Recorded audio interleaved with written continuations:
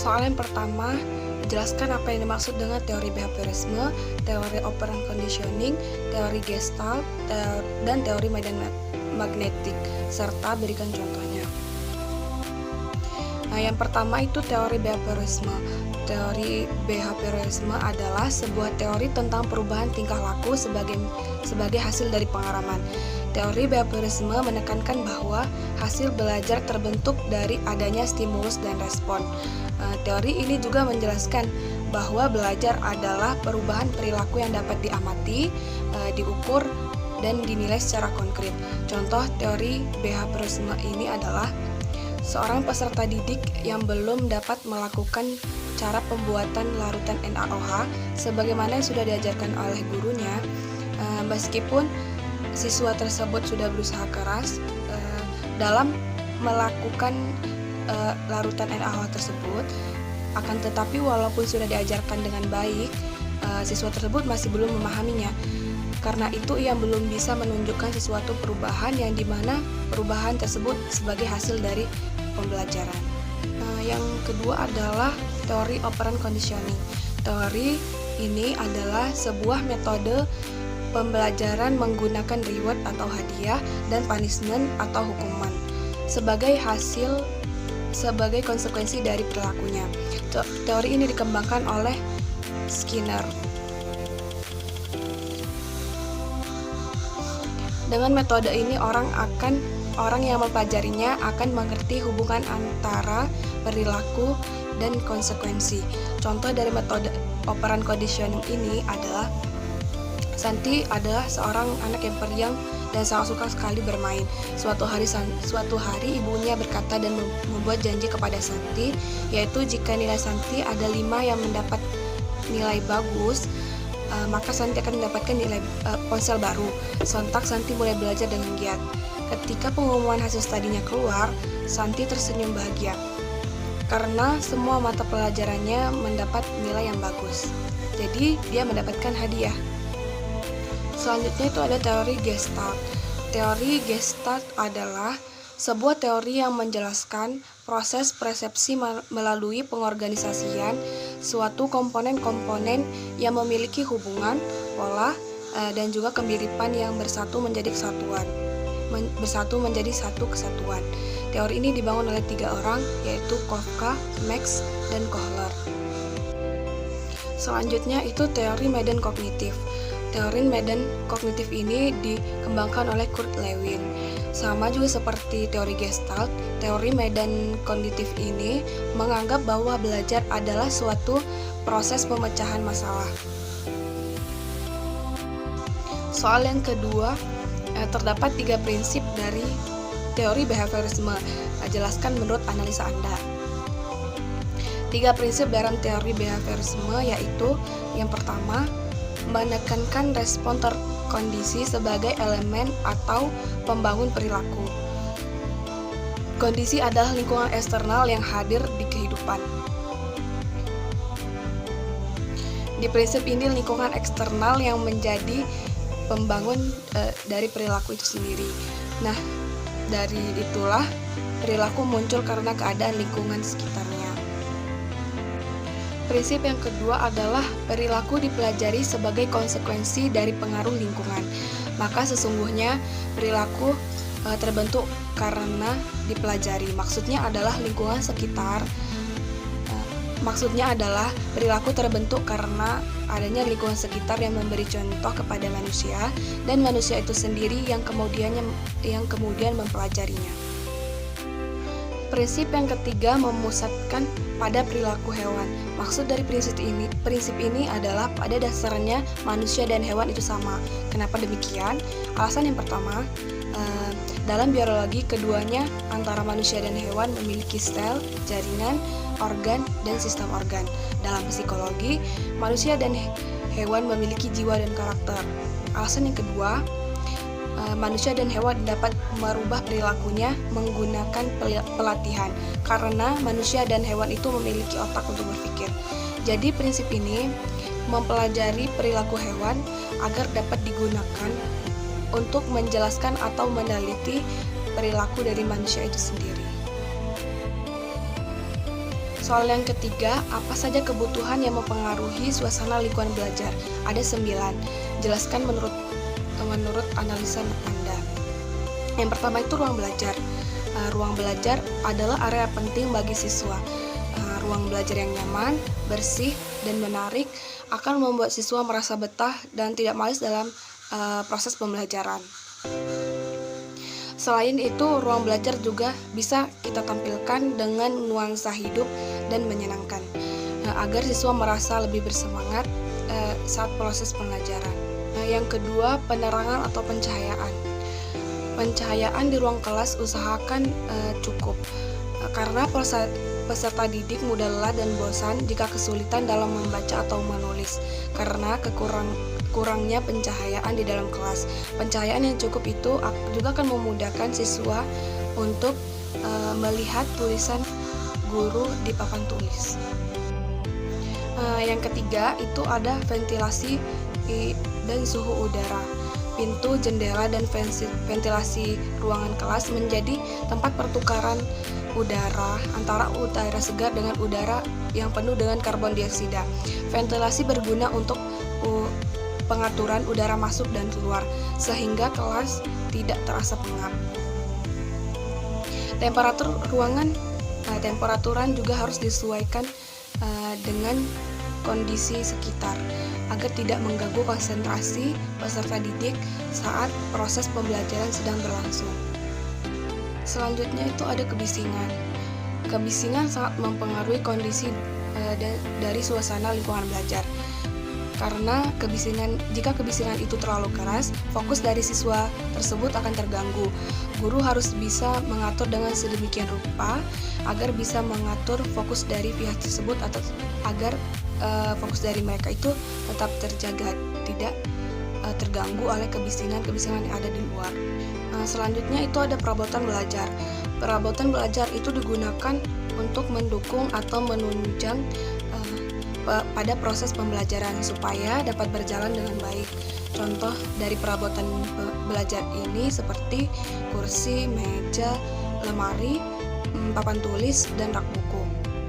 Pastikan perabotan belajar dalam kondisi yang baik dan di tempat yang sesuai.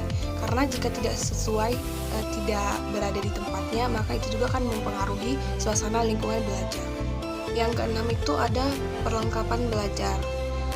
Perlengkapan belajar berfungsi untuk memperlancar proses pembelajaran di ruang kelas seperti kotak sampah, sapu, alat kebersihan lainnya, serta penghapus papan tulis. Perlengkapan tersebut harus diletakkan pada tempatnya dengan rapi agar tidak mengganggu konsentrasi dari siswa. Yang ketujuh itu ada kursi dan meja belajar. Pemilihan kursi dan meja belajar yang tepat akan membantu agar peserta didik bisa belajar dengan nyaman. Pastikan kursi tidak terlalu pendek sehingga siswa mengangkat pundak karena kesulitan untuk meletakkan sikunya di atas meja. Posisi meja dan kursi saat proses pembelajaran juga berpengaruh sangat penting. Dengan posisi letter U, baik peserta didik akan memudahkan baik peserta didik maupun pendidik dalam menyampaikan materinya. Yang ke-8 itu kebutuhan yang mempengaruhi suasana lingkungan belajar itu adalah lemari dan rak buku. Lemari dan rak buku adalah perabotan penunjang agar buku, tas, dan sepatu tersusun dengan rapi. Selanjutnya itu ada tanaman. Menciptakan kenyamanan dalam kelas salah satunya bisa dengan menempatkan beberapa tanaman di dalam kelas, karena selain berfungsi sebagai ornamen atau keindahan kelas, tanaman juga berfungsi untuk menyerap polutan di udara dan menghasilkan oksigen. Nah, dengan adanya oksigen yang cukup, berarti kelas tidak terasa pengap, jadi konsentrasi siswa itu tetap terjaga. Soal yang keempat, jelaskan pengertian kepribadian, peran guru, fungsi guru, ciri-ciri guru yang baik, dan hubungan guru dengan murid. Adakah keterkaitan dari keseluruhannya? Pengertian kepribadian. Kepribadian adalah keseluruhan cara seseorang individu berinteraksi dengan individu lain. Menurut KBBI, kepribadian adalah sifat hakiki yang tercermin dari sikap seseorang yang membedakan orang tersebut dengan orang yang lain. Di samping itu, kepribadian sering diartikan sebagai ciri-ciri yang menonjol pada diri individu. Selanjutnya, peran dan fungsi guru. Peran guru secara umum adalah sebagai petugas pendidikan, meliputi mendidik, mengajar, dan melatih. Peran guru dalam menjalankan tugas di sekolah harus dapat menjadikan dirinya sebagai orang tua kedua dari siswa dan mampu menarik simpati dari siswa sehingga pelajaran apapun yang diberikan hendaknya menjadi motivasi dari bagi siswa. Fungsi guru yang pertama, guru sebagai pendidik. Sebagai pendidik, berkaitan dengan peningkatan pertumbuhan dan peningkatan anak untuk memperoleh pengalaman lebih lanjut, mengarahkan peserta didik pada tingkat kedewasaan dan yang berkepribadian yang baik. Fungsi guru selanjutnya adalah guru sebagai pengajar. Guru sebagai pengajar dan pembimbing dalam kegiatan belajar peserta didik dipengaruhi oleh berbagai faktor seperti motivasi, kematangan, hubungan peserta didik dengan guru, kemampuan verbal, tingkat kebebasan, rasa aman, dan keterampilan guru dalam berkomunikasi kepada siswanya. Yang ketiga itu guru sebagai fasilitator. Sebagai fasilitator dalam memberikan pelayanan kepada siswa untuk memudahkan siswa dalam menerima materi pelajaran sehingga pelajaran menjadi efektif dan efisien. Yang keempat itu guru sebagai pembimbing. Guru diminta untuk mengarahkan siswanya untuk menjadi seperti yang diinginkan. Bimbingan dari seorang guru sangat dibutuhkan karena agar membentuk siswa yang baik, agar mereka bisa agar siswa tersebut bisa mencapai impian dan cita-cita mereka. Yang kelima itu guru sebagai pengelola. Maksudnya dalam proses belajar mengajar, guru memiliki peran dalam memegang kendali atas iklim yang berada di dalam kelas itu. Dapat diibaratkan guru menjadi seorang nahkoda yang memegang kemudi kendali dari sebuah kapal, sehingga guru haruslah dapat menciptakan suasana kelas menjadi kondusif dan nyaman agar proses pembelajaran itu berjalan dengan semestinya atau berjalan dengan lancar. Yang keenam, guru sebagai demonstrator. Guru memiliki fungsi sebagai demonstrator, yaitu memiliki fungsi yang mana dapat menunjukkan sikap-sikap yang bisa menginspirasi murid untuk melakukan hal-hal yang baik, bahkan lebih baik. Yang ketujuh itu guru sebagai pelatih. Guru sebagai pelatih itu maksudnya itu bertugas untuk melatih peserta didik dalam pembentukan kompetensi dasar sesuai dengan kompetensi masing-masing dari peserta didik tersebut. Selanjutnya itu ciri-ciri guru yang baik. Ciri-ciri guru yang baik yang pertama itu tenang dan tidak menunjukkan emosi yang menyala. 2. Tidak memiliki prasangka yang buruk terhadap peserta didiknya. Jadi guru itu harus selalu berprasangka baik terhadap muridnya. Yang ketiga, dapat menyembunyikan perasaannya dari peserta didik. Jadi tidak mencampurkan urusan pribadi dengan urusan pembelajaran atau urusan di sekolah. Yang keempat, memandang semua peserta didik itu sama. Yang kelima, mampu menciptakan lingkungan belajar yang menyenangkan, bebas. Guru menjadi seorang motivator dan menjadi penyemangat bagi peserta didik. Yang keenam, konsisten, tidak berubah-ubah pendirian dan jarang melakukan kesalahan. Jadi itulah beberapa ciri-ciri guru yang baik. Hubungan guru dan murid. Pembelajaran itu dikatakan baik apabila terjadi hubungan timbal balik atau interaksi yang bersifat dinamis antara guru dengan siswa. Hubungan komunikasi timbal balik harus berlangsung secara independen tanpa ada tekanan antara masing-masing pihak, baik itu dari peserta didik maupun pendidiknya. Guru akan merasa nyaman untuk membelajarkan siswa, sementara siswa sendiri akan merasa bebas belajar di sini. Yang dimaksudkan adalah mempunyai keleluasaan dalam mengeksplorasi materi pembelajaran, sehingga siswa itu mudah dalam memahami materi yang disampaikan gurunya. Hubungan yang harmonis ini akan berdampak baik pada proses pembelajaran. Dan tentunya jika proses pembelajaran berlangsung dengan baik, maka akan berpengaruh pada nilai atau hasil akademik dari siswa tersebut. Keterkaitan dari keseluruhannya, keterkaitan dari pengertian kepribadian, peran guru, fungsi guru, ciri-ciri guru yang baik, dan hubungan guru dengan murid.